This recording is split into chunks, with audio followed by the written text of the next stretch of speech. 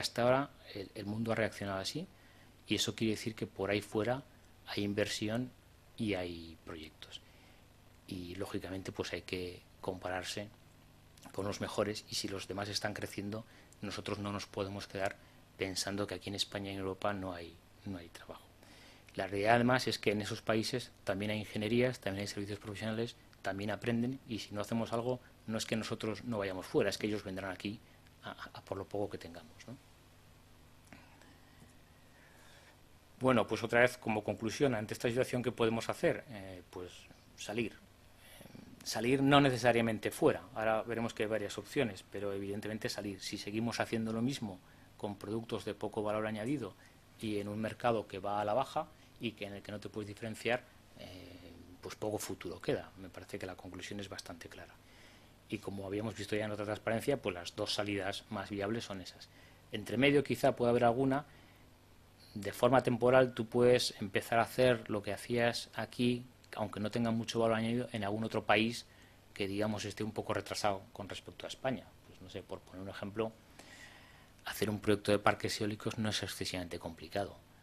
En España tenemos mucha experiencia en energía eólica y lo sabemos hacer bien. ¿Podemos ir fuera a hacer proyectos de energía eólica? Sí, nosotros hemos ido. Pero estamos convencidos que eso no es sostenible en el tiempo, porque en cuanto has hecho 3 proyectos de energía eólica, el cuarto ya te sale solo, por así decirlo. Entonces, en cuanto llevemos nosotros un año trabajando como estamos en Polonia o en Rumanía haciendo parques eólicos, como tenemos que trabajar necesariamente con ingenierías locales, porque hay temas de licencias, de permisos, de traducciones, de firmas que tienes que tener un socio local, al final el socio local de los proyectos sencillos aprende de ti en un momento, con lo cual proyectos de poco valor añadido fuera los puedes hacer, pero solo durante un tiempo determinado, porque enseguida se te van a comer, con lo cual tienes que tratar de hacer proyectos innovadores y proyectos con mucho, que sea necesaria mucha experiencia y mucho conocimiento. ¿Cuáles son las 3 posibles salidas, las 3 alternativas que quería yo decir con lo de salir? Pues uno es súper especializarte, eso es lógico, si tú eres el mejor en algo, siempre tendrás un hueco en el mercado. Si eres mediocre, pues probablemente habrá 50.000 como tú. Si eres el mejor, si eres el mejor geólogo del mundo, pues seguro que recurren a ti.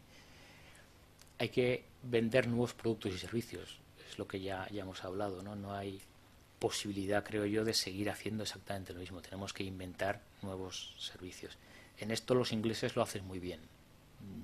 Por lo que nosotros hemos visto, los ingleses son capaces de venderte 3 veces el mismo proyecto y encima te quedas con la seguridad de que es verdad, que el inglés tiene razón, ¿no? Y entonces le llaman Project Management, Project Monitoring y mil cosas. Pero bueno, hay que reconocerles nosotros, desde el punto de vista de la ingeniería, que saben hacerlo. De hecho, las grandes ingenierías británicas se están dedicando básicamente ya a hacer temas de diseño y de concepto. Las ingenierías británicas están formadas por ingenieros, no tienen delineantes, no tienen titulados medios. Incluso se está empezando a dar casos que los cálculos, una vez resuelto el concepto de una estructura, el cálculo no lo hacen ellos, lo subcontratan a un centro de cálculo en la India o en Bangladesh. Y es así, ¿eh? Y con la delineación exactamente igual, y con las mediciones igual, y con los pliegos de condiciones, no es cosa suya, no es know-how que llaman ellos, y por tanto ellos se dedican a ponerle la guinda, a decir la solución, digamos la idea de concepto y el desarrollo. A partir de ahí lo puede hacer cualquiera y lo subcontratan o ni siquiera se meten y no lo venden, ¿eh? Otra opción que se puede hacer es integrarse verticalmente. Si los contratistas de instalaciones venden proyectos, ¿por qué nosotros no vamos a gestionar y vender obras? Tiene un problema. Al contratista le supone contratar a 2 o 3 ingenieros, a nosotros nos supone tener un respaldo financiero para comprar y vender equipos que nos hace cambiar nuestro balance, ¿no? Pero es una posibilidad. Por otro lado, está claro que hay que integrar a profesionales diversos porque los proyectos que son más atractivos a la vez son mucho más complejos. Entonces no basta con una oficina de arquitectura o de ingenieros industriales para resolver un proyecto complejo. Hace falta tener diferentes profesionales que puedan abarcar todas las áreas que tienen. Y luego, pues hombre, en vez de pegarnos con los instaladores, con los contratistas y con todo el mundo, ya que estamos en el mismo campo de juego, vamos a ver cómo podemos colaborar con ellos y hacer cosas conjuntas en vez de quitarnos unos a otros el trabajo, ¿no? Y la otra salida, evidentemente, es la internacionalización. ¿Estamos preparados para todo esto? Pues hombre, para ser un súper especialista o lo eres o te vas haciendo poco a poco, pero no puedes decir hoy por la mañana me levanto y voy a ser el mejor del mundo en micropilotes. Pues no, no. Además tienes que tener un prestigio, tienes que tener una trayectoria y entonces ser un súper especialista es la consecuencia de muchos años de trabajo en algo, con lo cual es una alternativa que no está al alcance de todos. Y para el resto de alternativas, pues ya hemos visto que exigen o capital o asumir riesgos, otro perfil de profesionales, con lo cual probablemente no estemos todos preparados para hacer esto, nos tenemos que preparar. ¿Qué es lo que tenemos que hacer? Pues hombre, lo primero, integrar profesionales de diferentes especialidades, si no, no podremos ir a los proyectos complejos que son los únicos proyectos que tienen sentido. Por otro lado, tenemos que aprender a gestionar y a gestionar un proyecto desde la idea inicial hasta la puesta en marcha. No nos podemos quedar reducidos a resolver la parte técnica de los proyectos. El proyecto para el cliente es desde que tiene la idea hasta que aquello está en marcha. Y en eso una pequeña parte puede ser el proyecto y la dirección de obra, pero hay muchas más cosas, desde estudios de alternativas, análisis de viabilidad, hacer el propio proyecto, la gestión de los contratistas, los comparativos, la dirección de obra, el control y seguimiento, la puesta en marcha, la explotación. Se pueden hacer muchas más cosas que a veces las hace el propio cliente y otras veces se las podemos vender nosotros, pero que en cualquier caso para un proyecto complejo tenemos que tener gente especializada y experta en este tipo de gestión. Y no todos los ingenieros ni tienen la experiencia ni están acostumbrados a gestionar cosas que no sea puramente la resolución técnica de los problemas. En algunos casos no quedará más remedio que asumir riesgos y participar en la construcción o explotación. Por ejemplo, pues el tranvía de Zaragoza o tantos y tantos proyectos de concesiones. Al final, antes había una licitación para el proyecto, otra licitación para el equipo, otra licitación para la obra, otra licitación para la explotación. Ahora hay una licitación que engloba todo. Y o te metes ahí o no estás. Eso también tiene otra connotación, y es que los clientes a los que nos enfrentamos son distintos, porque estamos acostumbrados a lo mejor a hacer direcciones de obra y en la dirección de obra pues llevas el control del contratista y resulta que ahora es ese contratista el que te contrata a ti que le hagas el proyecto. Y a veces es más complicado todavía, porque en un proyecto estás haciendo la dirección de obra con un contratista y en otro proyecto ese contratista te ha contratado a ti. Hay un dilema moral ahí a veces que puede dar lugar a temas, a ciertas fricciones realmente, ¿eh? Y luego otra salida para las empresas, pues por supuesto es internacionalizarse. Todas estas opciones, todas pasan por crecer, salvo la de super especializarte en algo concreto. Las demás todas pasan por crecer, por tener cierto tamaño y por contar con profesionales probablemente con un perfil distinto al que ha sido tradicional hasta ahora. ¿Cuál debe ser ese perfil de profesional? Pues hombre, por descontado, lo primero, la capacidad técnica excelente. Eso no lo podemos olvidar. O sea, no vamos a vivir de gestionar solo lo que hagan otros. Tenemos que ser buenos técnicos en nuestra área de trabajo, en nuestra profesión. Pero eso que antes podía bastar, ahora ya no basta. Hay que tener mucha capacidad de gestión, hay que saber idiomas y saberlos de verdad. Cuando se dice saber inglés, no es lo mismo saber inglés para defenderte una conversación con inglés que saber inglés para redactar un proyecto en inglés. Por mucho que por ahí también vendan cursos de inglés técnico y demás, el inglés técnico es más complicado que el inglés normal. Es relativamente fácil entenderte con alguien en inglés si has estudiado, pero ponerte a redactar bien en inglés es muy difícil. Y ponerte a hacer un contrato o a interpretar lo que dice un contrato en inglés es muy difícil.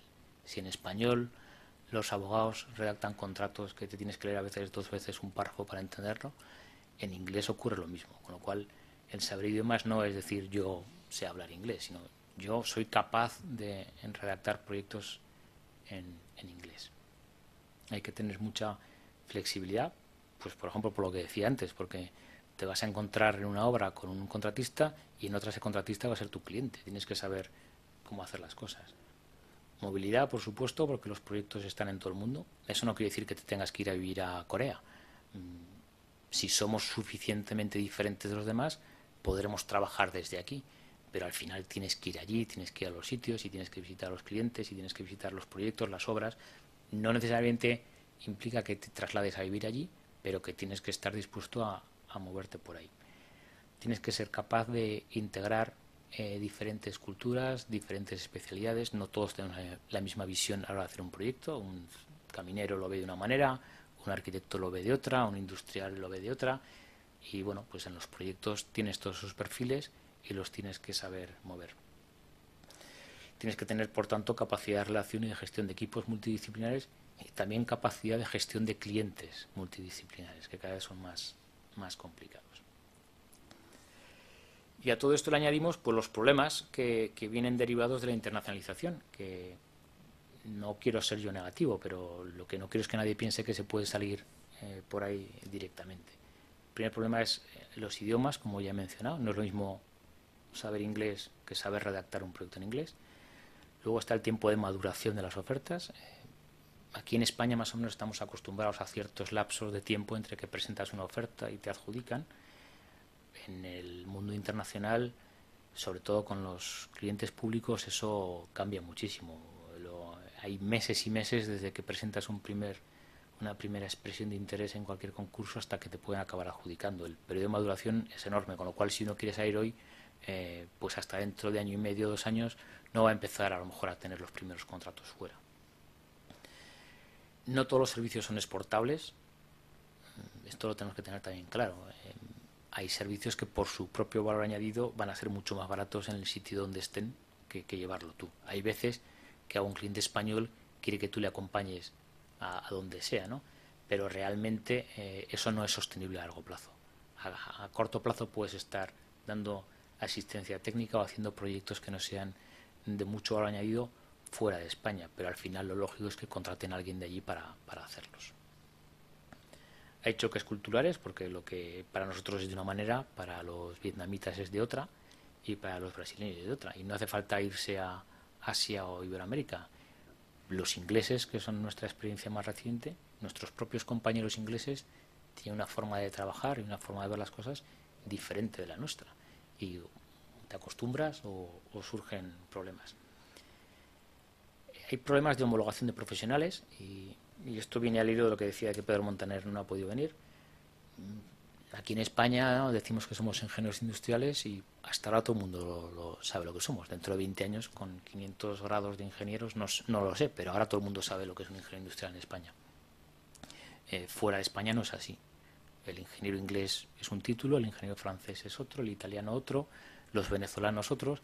Entonces hace falta una homologación de titulaciones adecuada, y además se están empezando a imponer algunas titulaciones, digamos, a nivel mundial, como lo del Project Management Institute y similares, que al final te hacen depender de ellos, porque cada 2 años tienes que renovarte el título, pero que bueno, en algunos países los piden y lo exigen, y si no lo tienes ya le puedes decir que eres supermáster en no sé qué por España, que no te lo admiten.